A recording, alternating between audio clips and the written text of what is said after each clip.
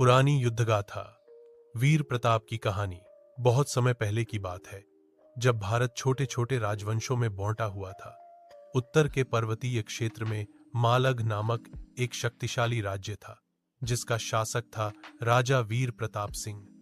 वीर प्रताप केवल नाम से ही नहीं, कर्म से भी वीर था। उसकी तलवार की गूंज दूर दूर तक सुनाई देती थी और शत्रु उसका नाम सुनकर कांपते थे। मालग की धरती उपजाऊ थी, जल स्रोत प्रचुर थे और सीमाएं सुरक्षात्मक। लेकिन उसके पड़ोस में था रुद्रक, जिसके राजा विक्रमसेन को मालग की समृद्धि से ईर्ष्या थी। एक रात जब सब गहरी नींद में थे, रुद्रक की सेनाएं छिपकर मालग की सीमाओं में घुस आईं। सुबह जब सूरज की पहली किरण फूट रही थी, किले की बुर्जों पर धुआं उठता दिखा।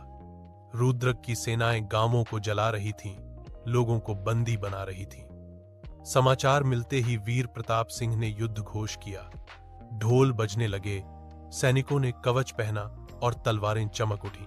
युद्ध भूमि पर वीर प्रताप सिंह ने अपने सेनापतियों से कहा, हमारे लोग हमारी ताकत है।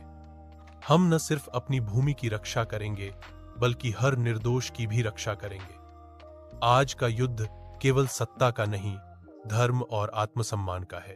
3 दिन और 3 रात युद्ध चला। तलवारें टकराईं, घोड़े दौड़े और वीरता की गाथाएं लिखी गई। वीर प्रताप सिंह ने अकेले ही रुद्रक के 20 योद्धाओं को परास्त कर दिया। लेकिन युद्ध का सबसे निर्णायक क्षण वह था जब राजा विक्रमसेन खुद युद्ध भूमि में उतरा। दोनों राजाओं के बीच भीषण युद्ध हुआ। तलवारें गूंज रही थीं, सैनिक दोनों ओर जयकारा लगा रहे थे। अंततः वीर प्रताप ने अपनी चपलता और युद्ध कौशल से विक्रमसेन को पराजित कर दिया, लेकिन स्वयं भी गंभीर रूप से घायल हो गया। युद्ध समाप्त हुआ।